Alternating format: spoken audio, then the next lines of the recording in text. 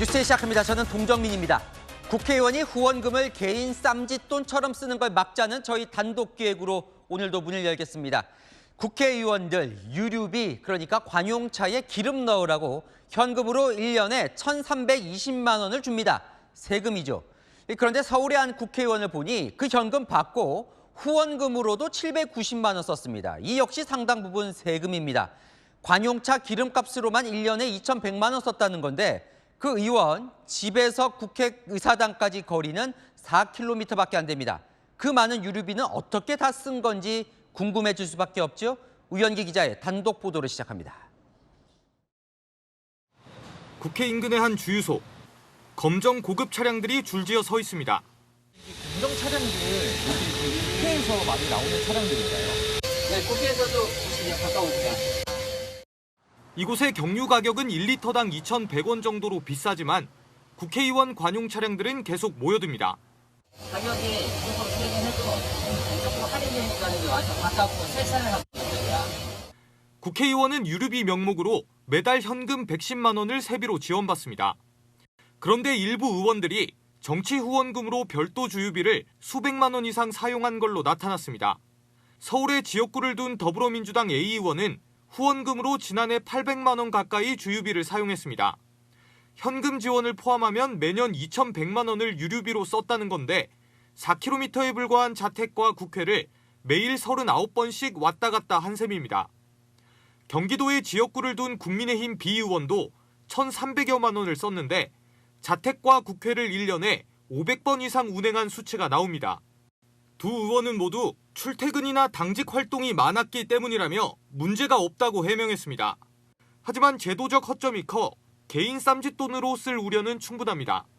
한 국회 보좌진은 매달 현금으로 주는 유류비는 영수증 처리를 안 해도 되니 의원 개인 용도로 쓰고 후원금으로 유류비를 쓴다고 전했습니다. 후원금의 경우에도 주유소 영수증만 제출하면 되기 때문에 의원들의 가족이나 개인 차량에 넣었어도 확인할 수가 없습니다. 그걸 지원받으면서 또 정치자금으로 사용한다는 건 사실 이중의 어떤 혜택을 받는 것으로도 볼 수 있고 실비정산 의무도 없이 정액으로 지원하는 것이 과연 이게 타당한 지원이라고 볼 수 있는지. 채널A 뉴스 우현기입니다. 후원금이 비례대표들 재선 선거 자금으로 쓰이고 있는 건 어떻게 생각하십니까? 전문성 있는 정책 입법화라고 도입된 게 비례대표제인데 후원금을 의정활동이 아니라 다음 총선에 출마할 지역구 선거 준비에 쏟아붓고 있습니다. 김호영 기자가 이어갑니다. 지역 행사가 열리는 광주의 공원입니다. 지금 평일 오후인데요. 비례대표 의원인 김경만 민주당 의원은 행사 참여를 위해 오늘 오후 기차를 타고 국회에서 이곳까지 내려왔습니다. 다시 한번 갔는데요. 김 의원은 양양자 의원이 탈당한 광주 서구울에서 내년 총선 출마를 준비하고 있습니다. 광주의 사무실과 숙소, 차량까지 얻었는데 관련 비용을 모두 합치면 작년 한 해 약 1억 4천만 원에 달합니다. 비례대표 의정활동과는 무관한 사실상 본인 선거 자금에 전체 후원금의 70%를 쓴 셈입니다. 총선을 개인적 목적으로 준비하시는 게 좀 적절치 않아 보여서요. 제 모든 활동은 개인적인 목적은 아니죠. 아니, 그런 식으로 법적인 틀 내에서 하는 거니까 잘못한 거 없다고 분명히 말씀드렸지 않습니까? 비례대표 조명희 국민의힘 의원 역시 대구 출마를 준비 중인데 지난해 대구의 한 카페에만 48차례 방문해 후원금 500만 원을 썼습니다. 조 의원은 지역 사무실이 없어 사무실 대용으로 썼다고 해명했습니다. 실제로 상당수 비례대표 의원들이 후원금으로 지역의 사무실을 구해 선거를 준비 중입니다. 광범위한 정치 활동에 포함된다는 시각도 있지만 전문가들은 취지에 맞지 않다고 지적합니다. 지역 활동에 치중한다고 하면 애초에 이제 비례대표를 하시면 안 되는 거죠. 비례대표 제도가 갖고 있는 목적과 취지가 퇴색될 수밖에 없습니다. 개인 돈으로 지역구 선거를 준비 중인 원외 인사들은 형평성 문제도 제기합니다. 맨 땅에 헤딩하는 사람들하고 양잔디 잘 깔린 운동장에 뛰는 사람하고 전혀 다른 거죠. 기울어진 운동장도 보통 기울어진 게 아니기 때문에. 채널A 뉴스 김호영입니다. 저희가 의원들 쌈짓돈을 의심하는 이유이기도 한데요. 21대 국회의원 선출된 지 3년 지났는데 그 사이 재산이 평균 7억 3천만 원이 늘었습니다. 강보인 기자입니다. 민주당 박정 의원이 갖고 있는 서울 상암동 건물입니다. 지난 3월 공개한 재산 신고에서 건물가액은 402억 원으로 3년 전보다 66억 원 올랐습니다. 박정어학원 비상장 주식 등 주식 보유액 역시 124억 원 증가한 154억 원을 기록했습니다. 경제정의 실천 시민연합이 21대 국회의원의 지난 2020년과 올해 재산 신고 내역을 비교한 결과 박정 의원은 3년 새 191억 원 넘게 늘어 재산 증가 1위를 기록했습니다. 국민의힘 윤상현 의원이 133억, 민주당 홍익표 의원이 66억 원으로 그 뒤를 이었습니다. 의원 1인당 평균 재산 총액은 34억 8천만 원으로 3년 전보다 7억 3천만 원 늘었습니다. 같은 기간 가구당 평균 자산 증가분의 7배를 웃돕니다. 늘어난 재산 중 3억 2천만 원가량이 부동산으로 공시가격이 오른 경우가 대부분이지만 실거래가로 환산하면 더 큰 이익을 보고 있을 것으로 추정됩니다. 지난 3월 기준 2채 이상 주택이나 비주거용 건물, 토지를 보유한 국회의원은 109명이며 이 가운데 절반 이상인 60명이 임대업을 하는 것으로 파악됐습니다. 과다한 부동산을 보유하면서 임대소득, 국민들이 바라보기엔 불로소득일 수 있는 이러한 것들을 누리는 국회의원들이 많다. 경실련은 부동산을 과다 보유하고 임대하는 경우 내년 총선 공천에서 배제해야 한다고 제안했습니다. 채널A 뉴스 강부인입니다. 자, 일제 강제징용 피해자들에 대해 정부가 대신 배상금을 지급하기로 했죠. 그랬더니 피해자를 지원하는 시민단체가 그 배상금 중 20%를 달라, 이런 서한을 피해자 가족들에게 보낸 것으로 확인됐습니다. 11년 전 그렇게 약정을 맺었다는 건데요. 이 정부로부터 배상금 받지 말라 하더니 받으니까 그중 일부를 달라, 논란이 되고 있습니다. 이다혜 기자의 단독 보도입니다. 일제 강제동원 시민모임 측이 배상금을 수령한 징용 피해자에게 우리 정부에게서 받은 돈의 20%를 지급하라는 편지를 보낸 사실이 확인됐습니다. 일본 나고야 미쓰비시 중공업 징용 피해자가 받은 편지에는 배상금 2억 5천만 원의 20%인 5천만 원까지 액수가 정확히 명시됐습니다. 미쓰비시를 상대로 소송을 제기하기 전인 2012년 10월 작성한 약정서를 근거로 제시하며 협조를 부탁한다고 적었습니다. 발신 날짜인 지난 1일은 우리 정부가 피해자와 유족 15명 중 10명이 배상금을 수령하겠다는 의사를 밝혔다고 발표한 직후입니다. 편지를 보낸 사람은 소송 대리인입니다. 소송 대리인은 채널A와의 통화에서 편지를 보낸 것은 사실이라며 약정 사실을 알려주기 위해 보낸 것이라고 설명했습니다. 우리 정부가 제시한 제3자 변제안에 반대하고 있는 시민모임 측이 배상금의 일부를 요구한 겁니다. 시민모임 측은 약정금은 법률 대리인의 수임료가 아니고 취지와 사용처 모두 공익이라고 입장문을 통해 반박했습니다. 또 피해자들의 약정금으로 다른 공익사업에 기여하는 것이 바람직하다고 주장했습니다. 편지를 받은 피해자는 시민모임 측이 요구한 약정금을 지급하지 않고 있습니다. 전문가들은 약정서라 당연히 법적 효력이 있지만 피고로부터 실제 지급받은 돈이라고 명시됐기 때문에 효력을 두고 다툴 여지는 있다고 설명했습니다. 채널A 뉴스 이다혜입니다. 민주당 소속 부천시 의원의 성추행 의혹 장면이 담긴 CCTV 영상 어제 저희가 보도해드렸는데요. 이재명 대표가 곧바로 윤리감찰을 지시했습니다. 그런데 해당 시의원이 탈당을 해버려 당 징계가 쉽지 않아졌습니다. 그날 술자리 CCTV가 추가로 공개됐는데요. 피해자가 더 있어 보입니다. 강병규 기자입니다. 한 남성이 남성과 여성에게 잇따라 입맞춤을 합니다. 다른 테이블에서는 한 여성을 껴안습니다. 뒤에서 팔로 감싸는 등 강제추행 혐의로 동료 시의원 2명으로부터 고소당한 민주당 소속 A 부천시 의원입니다. 10분 분량의 CCTV에는 A씨 의원이 술을 마시며 수차례 부적절한 신체 접촉을 하는 장면이 고스란히 담겼습니다. A씨 의원은 동료 시의원에게 진심 어린 사과 대신 사건을 덮으려 했다고 피해자들은 진술했습니다. 사과를 요구했지만 시끄러. 이런 소리 들었어요. 마지막에 제 방에 왔을 때 미안해라는 그 눈빛이 정말 잊혀지지가 않아요. 밤에 잘 때도 그 얼굴이 막 떠오르는 상황이거든요. 사과로 끝내려는 생각으로밖에 안 받아들여지거든요. 그래서 일요일 저녁부터 월요일까지 전화 오는 걸 저는 단 한 통도 받기도 싫었고. 어제 채널A를 통해 CCTV 장면이 공개된 이후 이재명 민주당 대표는 A씨 의원에 대한 윤리감찰을 지시했습니다. 민주당 관계자는 성비위에 대해서는 단호하게 대처하겠다는 의미라고 설명했습니다. 하지만 A씨 의원은 그 직후 민주당을 탈당했습니다. 김남국 의원의 사례처럼 문제를 일으키고 당의 윤리감찰이 시작되면 탈당하며 꼬리 자르기를 시도하는 행태가 A씨 의원은 채널A에 성추행이 있었는지는 만취해서 인지하지 못했다며 고소한 시의원 외에는 화기애애한 분위기였고 사건을 무마하려고 시도한 적도 없다고 해명했습니다. 채널A 뉴스 강병규입니다.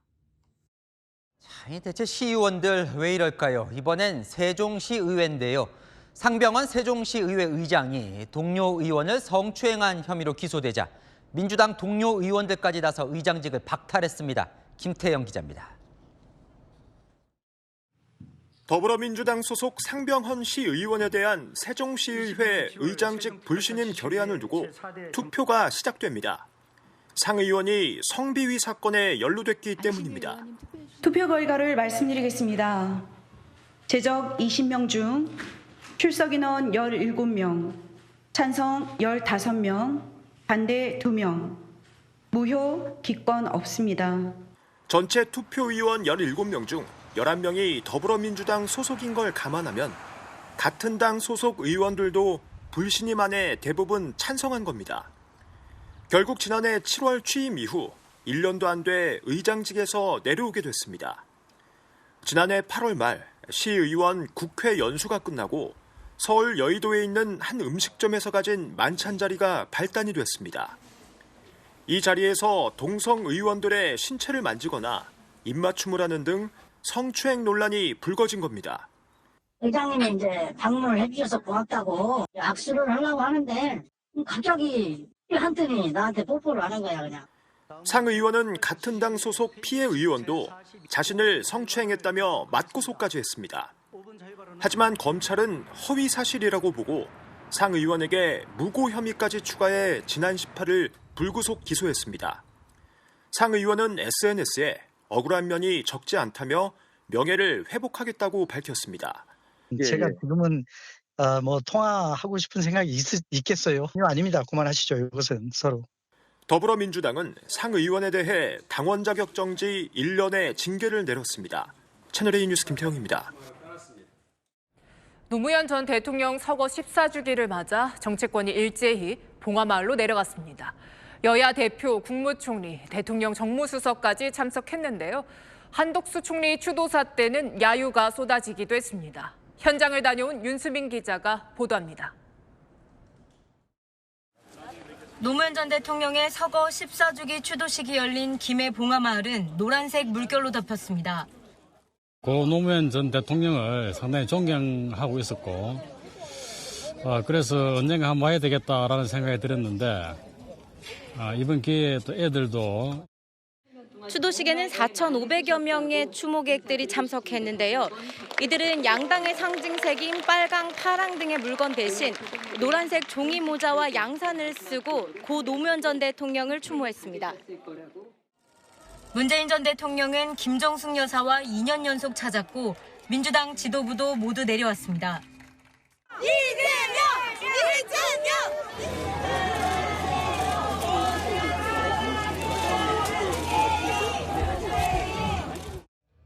김기현 국민의힘 대표를 비롯한 여권 지도부도 2년 연속 참석했고 윤석열 대통령은 추모 화환을 보냈습니다.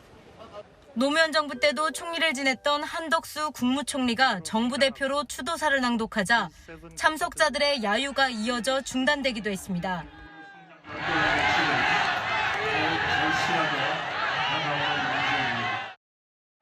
야유가 계속되자 한 참석자가 일어서서 야유를 하지 말라는 제스처를 취하기도 했습니다. 여야 대표가 바라보는 노 전 대통령의 추도식 의미는 달랐습니다. 더 이상 전직 대통령에 대한 흑역사가 반복돼서는 안 된다는 확신을 가지고 있고요. 민주주의가 다시 퇴행을 하고 우리 노무현 대통령께서 꿈꾸셨던 역사의 진보도 잠시 멈추었거나 또 과거로 일시 후퇴하는 것 같습니다. 권양숙 여사는 이재명 대표와 오찬을 하며 독도가 그려진 무궁화 접시 도자기를 선물했습니다. 채널A 뉴스 윤수민입니다. 아빠 찬스, 특혜 채용 의혹이 확산되면서 선관위가 뒤늦게 전수조사에 나섰습니다. 저희가 어제 전해드린 선관위 고위 간부의 셀프 결제 논란에 이어 고위직 자녀 2명이 채용된 사실이 또 드러나 논란은 커지고 있습니다.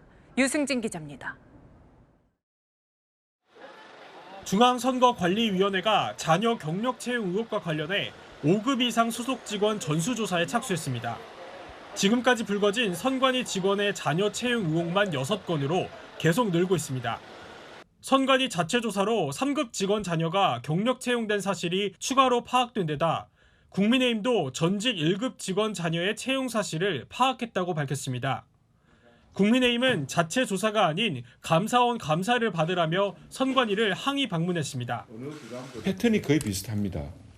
지방 공무원에서 선관위의 국가공무원으로 바뀌고 아무리 자체 감사를 통해서 객관적인 결과를 내놨다고 하지만 그 자체를 믿을 사람도 잘 없었다고 저는. 박찬진 사무총장과 김세환 전 사무총장이 자녀 채용 서류에 사인한 셀프 결제 논란도 확산되고 있습니다. 아빠들이 직접 결제해줬다는 자체가 매우 충격적입니다. 헌법기관이라는 타이틀이 부끄럽지 않은지. 선관위는 자체 감사 후 미흡한 점이 있다면 수사기관의 수사도 고려하겠다고 밝혔습니다. 채널A 뉴스 유승진입니다. 윤석열 대통령이 불법 집회와 관련해 확성기 소음과 도로 점거에 대한 시민들 불편이 감당할 수 없는 수준에 이르렀다며 강력한 메시지를 냈습니다. 특히 경찰을 향해 국가가 보호해 줄 테니 엄정하게 법 집행하라고 지시했습니다. 최수연 기자입니다. 지난주 광화문 일대에서 진행된 민노총 건설노조의 1박 2일 노숙 집회. 쓰레기 더미와 음식물 쓰레기, 술병으로 인한 악취로 시민들은 큰 불편을 겪었습니다. 윤석열 대통령은 오늘 어떤 불법 행위도 방치 외면하거나 용납하지 않겠다며 엄단 의지를 밝혔습니다. 국민의 자유와 기본권을 침해하고 공공질서를 무너뜨린 민노총의 집회 행태는 국민들께서 용납하기 어려울 것입니다. 집회 당시 경찰은 불법 집회에도 경고방송만 반복할 뿐 속수무책이었습니다.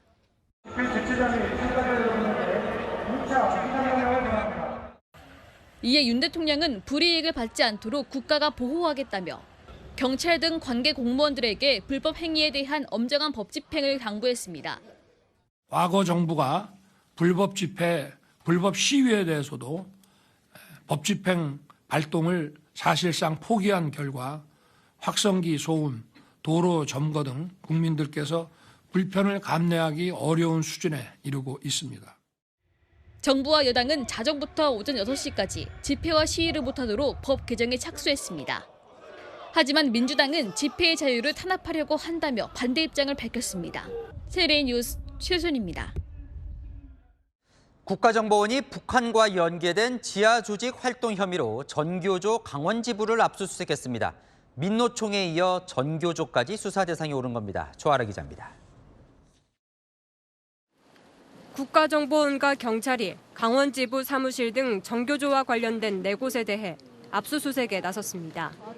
압수수색이 진행되는 동안 사무실에 진입하려는 전교조 노조원들과 이를 막으려는 경찰 사이 몸싸움이 벌어지기도 했습니다.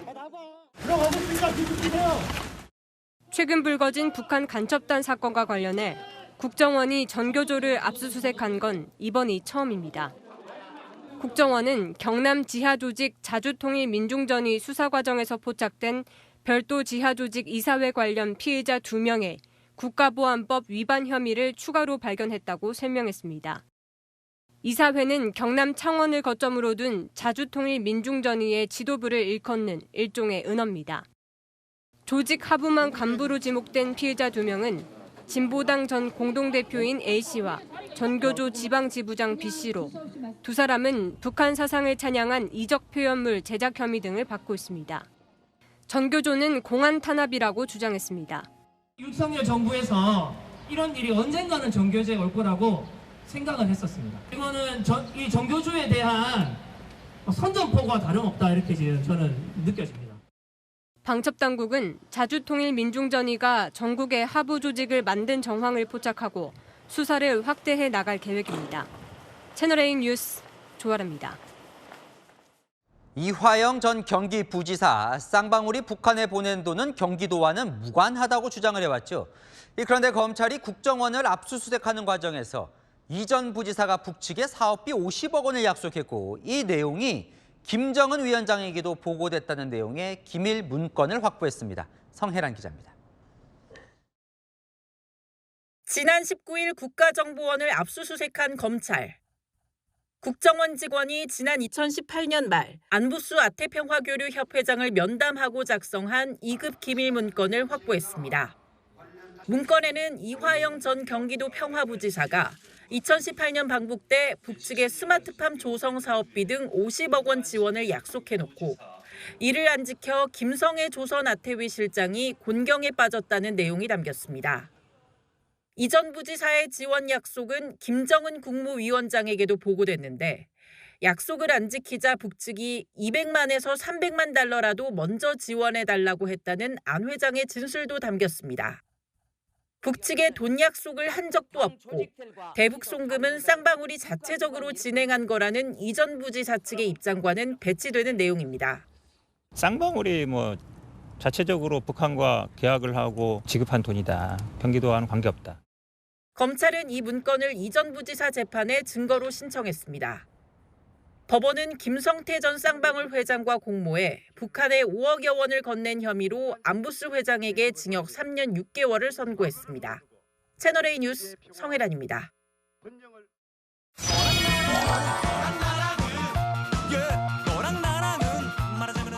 야랑 정치부 김민지 기자와 함께합니다. 첫 번째 주제 보겠습니다.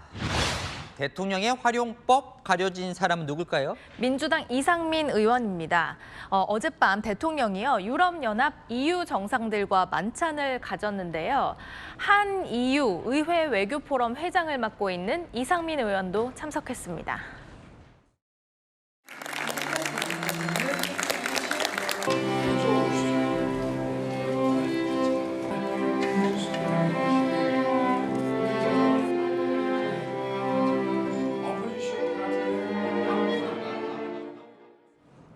대통령이 직접 야당 의원을 소개하며 챙기는 모습은 훈훈하네요. 네, 그런데 민주당은 그렇게 보는 것 같지는 않습니다. 마침 이 의원이 만찬 직전에 인터뷰에서 이재명 대표에게 쓴소리를 했거든요. 사법 리스크를 갖고 있는 상황에서 당대표를 맡고 수행하는 것은 적절치 않다. 무거운 짐이 되고 있는 건 틀림없고 또 검은 먹구름을 불러오고 있기 때문에 그 대표직을 사임하는 게 맞다고. 윤 대통령은 이상민 의원뿐 아니라 김진표 국회의장도 자주 만났죠. 박광원 원내대표에게도 회담을 제안했지만 유독 이재명 대표와의 만남은 제안한 적이 없는데요. 민주당 지도부는 내부 분열을 노린 대통령의 계산된 초청으로 보는 분위기입니다. 네, 다음 주제 보겠습니다. 김건희 여사가 명예위원장이 됐습니까? 네, 김 여사가 오늘 2023 한국 방문의 해 명예위원장으로 위촉이 됐는데요. 이 추대패를 전달한 사람은 위원장인 이부진 호텔신라 사장이었습니다.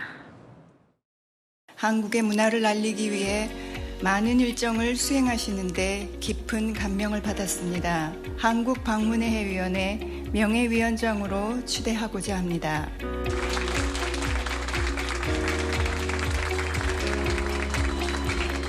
대한민국의 매력을 알리는데 최선을 다하겠습니다. 감사합니다. 여사가 한국 방문의 해 명예위원장을 맡기도 합니까?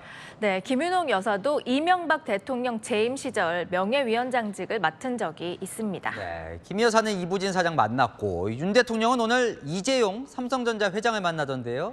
네, 지금 대통령실 앞 잔디마당에서 중소기업인 대회가 열리고 있는데요. 이재용 회장도 10대 그룹 총수들과 함께 이 자리에 참석했습니다. 네, 주제 하나 더 보겠습니다. 오늘 아침 채널A 방송 도중 있었던 일이죠. 네, 김남국 코인 사태와 관련해서 게임업계 국회 로비서를 제기했던 위정현 한국게임학회장인데요. 방송 중에 눈물을 보였습니다. 대부분의 내용은 저를 공격하는 이런 내용인데 저하고 제 가족에 대한 살해 협박 메일을 받았습니다. 너를 용서하지 않겠다는 메일 내용이었고, 그리고 제 가족도 그냥 두지 않겠다는 그런. 위 회장에게 날아든 협박 메일 실제로 보니까 심각하더라고요. 영어로 써 있던데 메일 주소까지 욕으로 만들었어요. 네, 여기에는 이 본인은 물론 가족까지 협박하는 내용이 담겼고요. 심지어 사무실 주소를 적고는 직접 찾아와서 살해하겠다고도 했습니다. 참 사무실 주소를 안다고 이제 얘기를 한 거죠. 네. 섬뜩합니다. 네, 지난 대선 이재명 대표 이 대선 캠프에서 활동했던 위 학회장은 최근 이런 주장을 해왔습니다. 비투기 게임을 허용해야 된다는 이야기가 분출되기 시작했거든요. 자꾸 법을 개정하려고 하는 걸 보면서 이건 분명히 뭐가 있다. 이번에 이제 김남국 사태가 터지니까 정리가 됐어요. 대선 캠프에서 그래서 이게 이렇게까지 세게 밀어붙였구나. 아직 누가 보냈는지 이제 확인 안 되는 상황인데 어쨌든 어떤 이유든 절대로 저런 협박하면 안 되죠. 민주당도 계속 시끌시끌해요. 맞습니다. 얼마 전 이원욱 의원이 문자를 직접 공개했죠. 소신 있는 목소리를 내는 의원들에 대해서 그런 강성 팬들이 굉장히 공격이 심하거든요. 실제로 당해보지 않은 사람은 알 수가 없으니까. 이재명 대표가 이 문제를 끊어내야 됩니다. 이재명 대표 팬카페 회원들은 어떻게 알고 이 강성 팬덤이라고 단정 짓느냐, 증거 있냐 라면서 발끈했는데요. 이 대표는 이 의원에게 욕설 문자를 보낸 인물이 누구인지 조사하라고 당 윤리감찰단에 지시했습니다. 자, 이재명 대표도 계속 공격하지 말라 이렇게 얘기는 하고 있어요. 이제 좀 행동까지 하는 겁니까? 네, 민주당 경북도당은요, 닷새 전에 비명계 의원에게 욕설 문자를 보낸 당원 A씨를 제명했습니다. 나와 다른 생각을 가졌다는 이유로 익명의 기대 공격하는 것, 어떤 이유에서도 절대 안 되는 일입니다. 네, 지금까지 여랑야랑이었습니다. 자, 딱 하루 남았습니다. 내일 오후 6시 24분 한국형 발사체 누리호가 3차 발사합니다.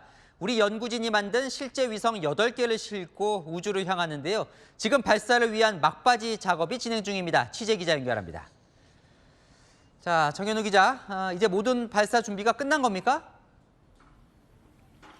네, 누리호는 오늘 아침 7시 20분 조립동을 나섰는데요. 진동이 없는 특수 차량에 실려 사람 걸음걸이보다 느린 시속 1.5km의 속도로 발사대로 향했습니다. 오전 8시 54분 발사대에 도착한 뒤 시작된 기립과 고정 작업은 11시 33분 마무리됐습니다. 오후부터는 누리호에 연료와 추진제 등을 공급해주는 엄빌리칼 설비와 연결하는 작업이 진행됐는데요. 오후에 약한 소나기가 내려 작업을 일시 중단하면서 잠시 뒤인 저녁 8시쯤 발사 최종 준비가 끝날 것으로 전망됩니다. 자, 지난해 2차 발사 때 강풍으로 발사가 연기된 적이 있거든요. 이번엔 어떨까요? 네, 순간 최대 풍속이 초속 20m 이하면 발사가 가능한데요. 현재 나로 우주센터 주변 풍속은 초속 2m에서 3m 정도로 잔잔한 편입니다. 내일 날씨가 예보대로 맞다면 발사는 정상적으로 진행될 것으로 보입니다. 내일 발사 예정 시각은 오후 6시 24분인데요. 여기서 앞뒤로 30분 안에서 조정될 가능성이 있습니다.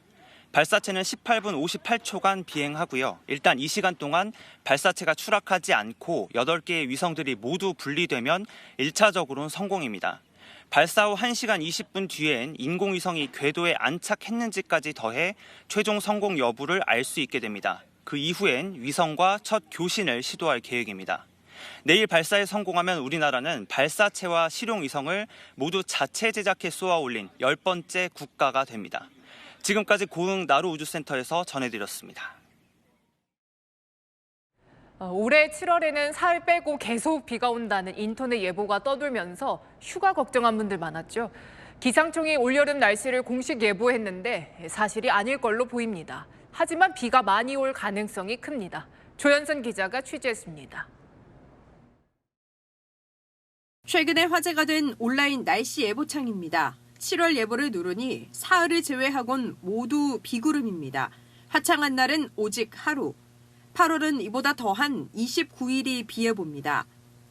그거 보고 강화 사야겠다 이런 생각했던 것 같아요. 사실 일기예보도 내일 일기예보도 항상 바뀌는 그런 상황이잖아요. 인터넷에서 본 자료를 신빙성 있게 믿지는 않았는데 그냥 막연한 걱정을 했던 것 같아요. 같이 가고자 했던 사람한테 한번 말은 했었죠. 이때 이렇게 날씨가 이렇다던데 못 갈 수도 있겠다. 성수기니까 예약을 미리 해야 되긴 하는데 아직은 하지 말자. 온라인에서는 7월 내내 우울하진 않을지 야구 경기 취소를 예상하는 걱정이 쏟아졌습니다. 우울한 7월 날씨가 괴담처럼 퍼진 가운데 기상청이 오늘 향후 3개월 날씨 전망을 발표했습니다. 7월은 평년보다 비가 많이 올 가능성이 높습니다. 8월은 전체 강수량이 평년과 비슷하겠지만 남부지방엔 집중폭우가 예상됩니다. 엘니뇨 현상의 영향 때문입니다. 하지만 한두 달 뒤의 날씨를 날짜별로 예측하는 건 과학적으로 불가능한 일입니다. 정확한 날씨 예보는 현대과학에서 최대 15일을 넘지 못하며 11일 예보에서도 매일 확인하면서 변동성이 있어서 1년치 예보가 한 번에 나온다는 거는 지금 거의 불가능하다고 생각됩니다. 다만 2013년 7월 서울에 비가 온 날이 25일이나 된 해도 있습니다. 최근 10년간 7월 중 서울에 비가 가장 자주 온 해였습니다. 채널A 뉴스 조현선입니다. 때이른 더위와 함께 찾아온 불청객이 있습니다. 바로 전국 곳곳에서 출몰하고 있는 벌레들인데요. 떼지어 몰려다니는 벌레들 때문에 야구 경기가 중단되기도 했습니다. 조현진 기자입니다. 야간 경기가 열린 잠실 야구장. 눈부신 조명 주위에 하얀 벌레가 떼지어 모여 있습니다. 경기장 곳곳에 다닥다닥 붙더니 결국 관중석까지 덮칩니다.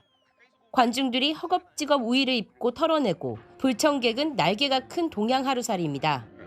2급수 이상 맑은 물에서 서식하고 입이 태아에 물거나 감염병을 전파하지 못하지만 때로 붙어 다니며 혐오감을 주는 게 문제입니다.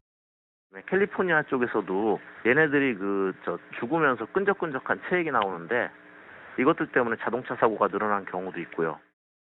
인천의 한 신축 아파트 단지에서는 혹파리 때문에 몸살입니다. 쓸어도 혹파리 사체가 계속 쌓일 정도입니다. 입주민들은 벌써 2주째 혹파리와의 전쟁 중입니다. 약간 불빛이 있거나 하얀 부분에는 막 달려들 정도여서 4월에서 6월 사이에 가장 많이 부화한다고 하긴 하더라고요. 6월에 찾아오던 여름철 불청객, 모기도 극성입니다. 보건당국은 예년보다 22일 빨리 일본 뇌염주의보를 발령했습니다. 때이른 벌레들의 습격, 기온 상승의 환경 파괴가 원인으로 꼽힙니다. 있어요. 좋은 온도에서는 빨리 성충이 되고 실제로는 그 지역의 환경 파괴로 인해 가지고 천적개체군의 숫자가 많이 줄었고 여기에 목조주택의 천적인 외래종 마른나무 흰개미과의 출현까지 불안감을 더합니다. 유입 경로와 확산 가능성을 두고 정부 차원의 합동조사가 진행 중입니다. 전문가들은 바뀐 생태 환경에 맞춘 새로운 방제 매뉴얼 마련을 강조합니다. 채널A 뉴스 조현진입니다. 아파트 경비원이 주민이 만취 상태에서 저지른 묻지마 폭행에 당했습니다. 안구뼈가 골절될 정도로 다쳤습니다. 조민기 기자의 단독 보도입니다. 서울 노원구 한 아파트 단지. 검은색 반팔 티셔츠를 입은 남성이 조깅하듯 뛰어가고 빗자루 든 경비원이 그 뒤를 쫓아갑니다. 주차장을 가로질러 남성은 어디론가 사라지고 뒤쫓다 남성을 놓친 경비원은 불편한 듯 얼굴로 손을 가져갑니다. 잠시 뒤 아파트 엘리베이터에 탄 남성. 검은 막대를 바닥에 던지더니 주먹을 쥐었다 폈다 하며 살펴봅니다.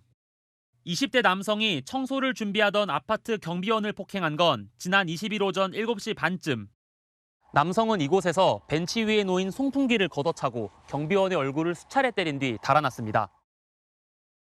일하려고 장갑을 끼고 있는데 무방비 상태에서 설마 사람 그렇게 누가 주먹 쏠 줄 알았어요. 젊은 사람이 나하고 초면인데 그렇게 행패 부를 줄 몰랐죠.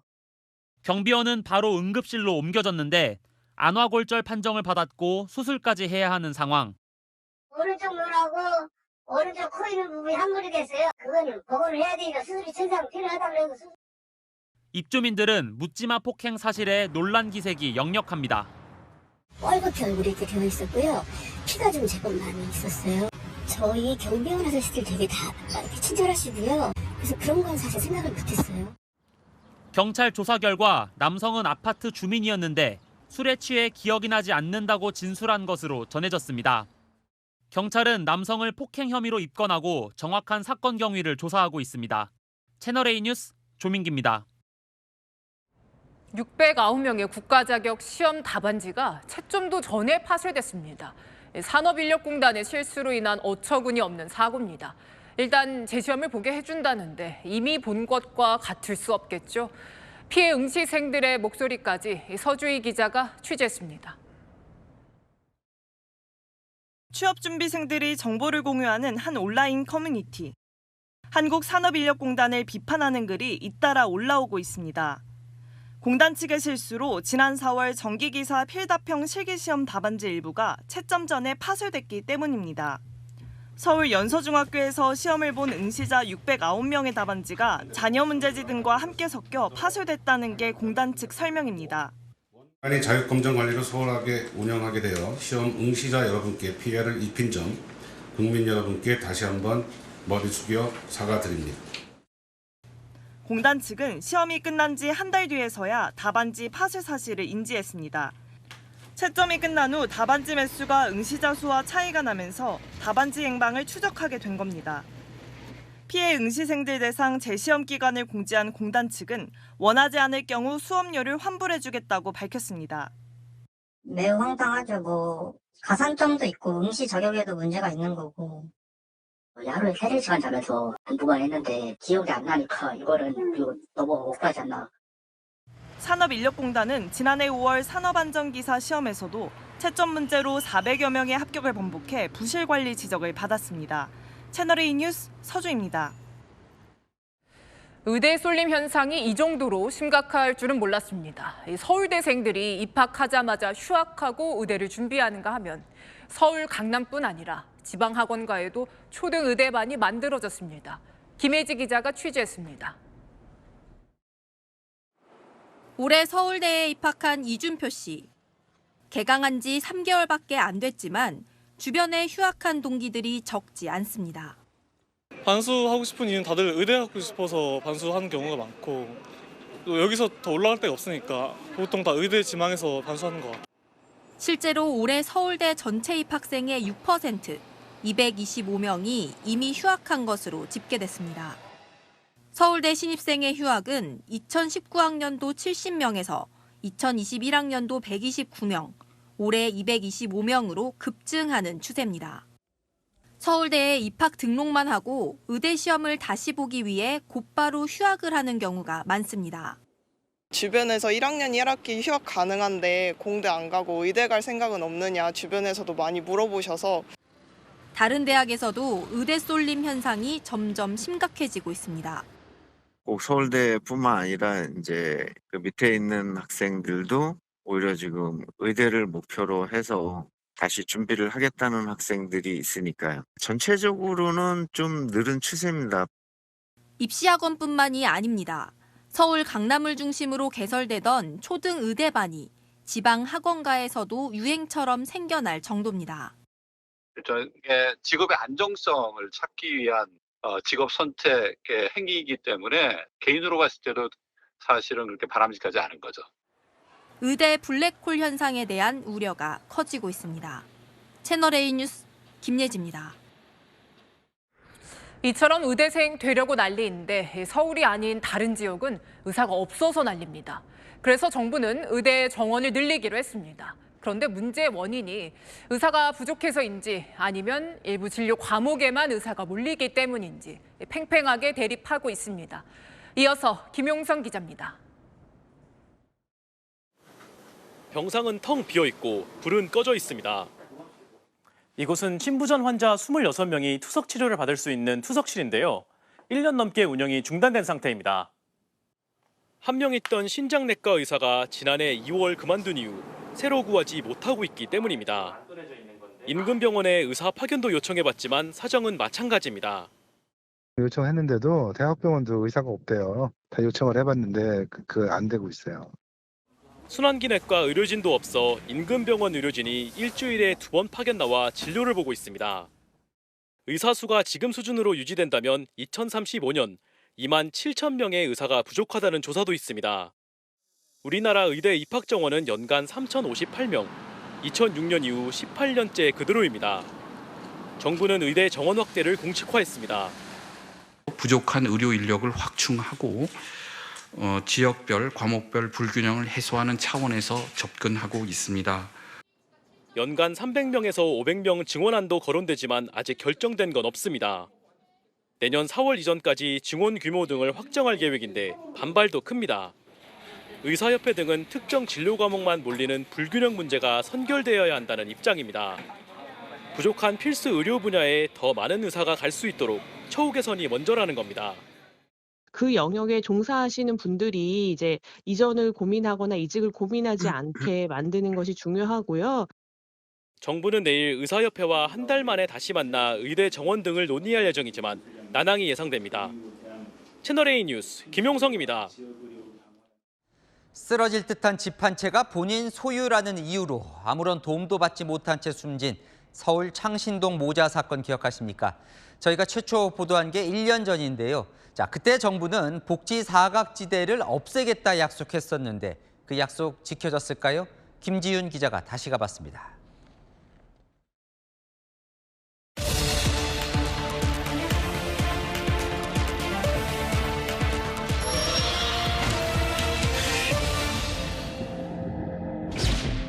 쓰러져가는 집 한 채 때문에 기초생활수급자 선정에서 번번이 탈락했던 80대 모친과 50대 아들. 누구도 신경 쓰지 않아 사망 한 달 만에야 발견됐습니다. 수도요금이 너무 많이 나온 것을 이상하게 여긴 수도사업소 직원이 찾아갔다가 숨진 모자를 발견했습니다. 창신동 모자가 숨진 채 발견됐던 노후 주택입니다. 통제선만 둘러져 있고 집은 그대로인데요. 정부는 복지 사각지대를 줄이겠다고 약속했죠. 얼마나 달라졌을까요? 다시 가보겠습니다. 다닥다닥 붙은 노후 주택에 독거노인이 많이 사는 종로구 창신 2동. 잘 살아있다는 게 안부 인사입니다. 한 15일, 20일쯤 한 번씩 전화요. 그럼 한 번씩 웃으면서 그러지. 그러니까 별일 없으니까 나 안 죽었으니까 신경 쓰지 말아요. 창신 2동엔 아직도 위험한 이웃이 많습니다. 지난달 50대 기초생활수급자가 주민센터에 전화를 걸어왔습니다. 갑자기 저한테 이제 전화가 와서 그동안 고마웠고 저한테 주기로 했던 생계비는 다른 분 드리면 된다. 저도 이상함을 느끼고 바로 뛰어갔습니다. 일단 무조건 살려야겠다. 라는 생각밖에 없었고. 남성은 극단적 선택을 시도해 이미 위급한 상태였지만 여주무관의 발빠른 대처로 목숨을 살릴 수 있었습니다. 창신동 모자 사건 이후 복지 담당 공무원들의 가가호호 방문에 주민들도 한결 마음이 편해졌습니다. 누가 누군지는 모르는데 이 총각이 와갖고 제일로 다시 이거. 그래갖고 와서 뭐 물어봐요? 뭐 이런 거 물어보고 식사했냐고. 일부 지자체는 우체국의 도움으로 복지 사각지대를 줄여나가고 있습니다. 그래도 아무래도 제가 뭐 매일 이렇게 편지를 배달하다 보니까 편하게 대답해 주시고 마치 이제 뭐 아들처럼 대하시니까 뭐 나름 좀 뿌듯했다고 해야 되나요? 창신동 모자 사건 이후 정부는 기초생활급여 재산 기준을 완화했고 올해 안에 수도, 전기 체납 등 위기가구 징후 체크리스트를 34개에서 44개로 늘릴 계획입니다. 올해 선정된 1차 위기가구 대상도 지난해보다 20% 늘었습니다. 신입 공무원의 용기와 사명감이 한 생명을 살려냈지만 아직 갈 길이 멉니다. 제가 이제 담당하고 있는 가구가 이제 100가구 정도 되는데 100가구를 직접 발로 뛰어서 이제 방문하고 있어요. 전입신고를 안 하고 사는 저소득층 가구나 거동이 불편해 왕래가 어려운 가정 등은 여전히 사각지대로 남아 있습니다. 제2의 창신동 모자 사태를 막으려면 좀 더 촘촘한 사회적 안전망 구축이 시급합니다. 다시 간다, 김지윤입니다. 있는 사람들이 더하다고 하죠. 국세청이 각종 꼼수로 재산을 숨긴 고액 체납자 적발에 나섰더니요. 이 로또 1등 당첨자가 있었습니다. 수십억 원을 벌었는데 세금 수억 원 안 내려고 당첨금을 가족 계좌에 숨겼습니다. 안건우 기자입니다. 수십억 원의 세금을 내지 않은 골프장 대표의 저택입니다. 이거 금고 좀 열어주시죠. 현금과 외화, 저택 지하실에 보관돼 있던 미술품 수십 점까지 하루에 4억 원어치가 압류됐습니다. 회사 돈을 빼돌린 무역업체 대표의 집에선 명품 가방과 구두, 귀금속이 끝없이 쏟아져 나옵니다. 너무 많은데 이거 싹 다 드러내야 될 것 같은데. 국세청은 억대의 이탈리아산 외제차까지 압류해 공매한 뒤 총 5억 원을 징수했습니다. 자녀 집에 숨어 지내던 또 다른 고액 체납자. 금고에 숨겼던 현금이 나오자 오히려 역정을 냅니다. 할머니 아무것도 없어졌어요. 이렇게 재산을 숨긴 고액 체납자를 추적하다 보니 꼼수도 각양각색이었습니다. 수십억 원 상당의 로또 복권 1등에 당첨된 한 유통업자는 기존에 체납한 수억 원의 세금을 안 내려고 당첨금을 인출해 숨기거나 가족에게 쪼개 이체하다 적발됐습니다. 세무조사를 받던 건설업체 대표는 강제징수를 피하려고 자신의 건물에 어머니 명의로 허위 근저당권을 설정했다가 덜미가 잡혔습니다. 국세청이 추적하고 있는 고액 체납자는 모두 557명, 체납액은 3,700억 원이 넘습니다. 호화 생활을 영위하는 악의적 고액 체납자는 성실하게 세금을 납부하는 국민들에게 상대적 박탈감을 초래하고 국세청은 빅데이터를 통해 체납자는 물론 일가의 재산 내역까지 파악해 추적을 강화할 계획입니다. 채널A 뉴스 안건우입니다. 네, 우리 정부가 파견한 후쿠시마 오염수 시찰단이 원전 내부 확인에 들어갔습니다. 정화 설비와 오염수 탱크가 대상인데 구체적인 활동 내용이 공개되지 않아서 제대로 시찰한 것 맞느냐는 지적도 나옵니다. 김민지 기자입니다. 후쿠시마 원전 오염수 처리 실태를 확인하기 위해 우리 시찰단이 제1원전 내부로 들어갔습니다. 제 뒤로 10km 떨어진 거리에 바로 후쿠시마 원전이 있습니다. 시찰단은 오늘 비가 오는 궂은 날씨에도 원전 내부를 돌며 본격적인 시찰 업무를 시작했습니다. 시찰단이 집중 점검한 건 오염수의 방사성 물질을 정화하는 다액종 제거 설비, 알프스와 정화한 오염수를 방류 직전 저장하는 K4 탱크입니다. 각종 기기나 이런 부분들의 재원이나 사양은 무엇인지 이런 부분들을 저희들이 이제 체크하고 안전성에 관련된 부분을 계속해서 검토를 해나가겠다. 알프스를 거친 오염수는 여러 번 정화한 뒤 K4 탱크에서 섞어 저장합니다. 알프스로도 걸러지지 않는 방사성 물질 3중수소는 바닷물로 희석해 방류한다는 게 일본 정부의 계획입니다. 시찰단은 알프스의 정화 기능이 제대로 작동하는지, K4 탱크에서 오염수가 제대로 섞이는지 등을 살펴봤습니다. 알프스를 거치기 전과 후의 오염수 농도를 분석한 원 자료도 요청했습니다. この視察を通じて韓国国内におけるアルプス処理水海洋放出の安全性について理解が深まるよう努めていく考えであり 하지만 시찰단원 명단과 구체적 활동 내역 등은 끝내 공개되지 않아 투명한 시찰이 맞느냐는 지적도 나옵니다. 후쿠시마에서 채널A 뉴스 김민지입니다. 우리 지리산의 야성을 담아낸 이 정원이요. 세계 최대 정원 박람회에서 금상을 받았습니다. 아름다움에 감탄한 영국 국왕이 이례적인 포옹과 함께 찬사까지 보냈는데요. 정다은 기자입니다. 찰스 3세 영국 국왕이 세계 최대 정원 박람회인 첼시 플라워 쇼를 찾았습니다. Sir, can I introduce to Chief Hank, who is the designer? 들어서자마자 한복을 입은 황지혜 작가와 악수를 나눕니다. 한국의 자연을 담았다는 작품 설명을 들으며 미소 짓더니 갑자기 정원 안으로 들어섭니다. 예정에 없던 방문에 모두 당황했고 찰스 3세는 7분 정도나 머물렀습니다. 보는 내내 훌륭하다며 감탄을 쏟아내던 찰스 3세는 안아봐도 되냐고 묻는 황 작가를 웃으며 포옹했습니다. 영국에서 왕실 인사들이 일반 대중과 악수 이상 접촉을 하는 건 흔하지 않습니다. 100만 년 전으로부터 온 편지라는 제목의 황 작가 작품은 삼상과 더덕 등 토종식물과 바위들로 지리산의 야성적인 모습을 재현했습니다. 주요 경쟁 부문 12개 출전작 중 유일한 해외파인 황 작가는 금상을 수상했습니다. And it's the gold. Congratulations.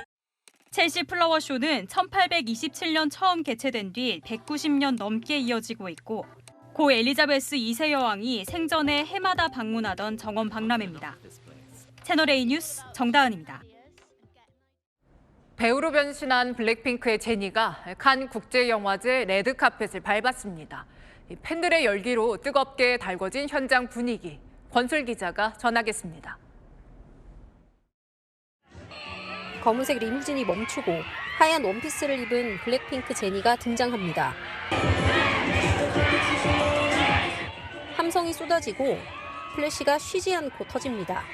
극장 옆 커다란 스크린에 제니의 얼굴이 비치자 구름 인파가 열광합니다. 제니는 손키스를 날린 뒤 자신을 기다린 팬들에게 사인해줍니다. 세계적인 아이돌 그룹 멤버로 입지를 다진 제니가 배우로 변신해 처음으로 큰 무대에 등장한 현장이라 그만큼 관심이 뜨거웠습니다. 제니는 이번 영화제에 초청받은 미국 HBO 드라마 디 아이돌의 출연자로 레드카펫에 섰습니다. 이 드라마에서 팝스타를 꿈꾸는 주인공의 백업 댄서 역을 맡았습니다. 캐리비안의 해적으로 유명한 조니 뎁의 딸 릴리 로즈와 호주 싱어송라이터 트로이 시반 등이 함께 출연해 화제가 됐습니다. 극장 개봉 영화 위주로 초청장을 선정했던 칸 영화제가 올해 OTT 드라마를 초청한 건 이례적이란 평가를 받고 있습니다. 온라인상에서는 애프터파티 현장도 화제입니다. 제니는 깊게 파인 브이넥 셔츠에 검은색 치마를 입고 음악에 맞춰 리듬을 타고 있습니다. 세계 팬들은 각국의 언어로 배우 데뷔를 축하한다는 응원을 보냈습니다. 제니가 출연한 디 아이돌은 오는 6월 공식 방영될 예정입니다. 채널A 뉴스 권솔입니다. 황사가 물러가면서 차츰 대기질이 나아지고 있는데요. 내일 오전까지 인천과 경기 남부 등 곳곳에서 먼지 농도가 높겠습니다. 불안정한 대기로 인해 오늘 저녁까지 내륙 곳곳에 소나기가 내릴 텐데요. 벼락과 돌풍, 우박을 동반하는 곳도 있겠습니다. 누리호 3차 발사일이 하루 앞으로 다가왔습니다. 내일은 맑은 하늘에 가끔 구름만 지나겠고요. 아침까지 남부지방에는 매우 짙은 안개가 예상됩니다. 또 낮 동안 강한 자외선과 고농도 오존에 주의하셔야겠습니다. 내일 출근길 서울은 16도, 대전과 대구는 13도로 출발하겠고요. 한낮에 내륙을 중심으로는 낮더위가 예상됩니다. 서울과 광주는 26도, 대전은 27도가 예상됩니다. 금요일에는 서울 등 중부에 비가 내리겠고요. 일요일 중부를 시작으로 월요일에는 전국 대부분 지역에 비가 내리겠습니다. 날씨였습니다. 삼성경제연구소가 우리가 도전해야 할 미래 산업 분야로 이런 걸 꼽았습니다. 태양광 연료 정지, 바이오 생명 산업, 오감을 활용한 IT 접목 산업. 그런데 오늘 저희가 보도해드렸죠. 인재가 온통 의대로 몰리고 있습니다. 이제 명문대도 필요 없고 지방대라도 의대가 최고라는 분위기라는데요. 이 병 고치겠다고 전부 의사만 되겠다고 하다가 막상 우리 미래가 골병드는 건 아닌지 걱정됩니다. 마침표 찍겠습니다. 위태로운 의대 블랙홀. 뉴스에 마칩니다. 감사합니다.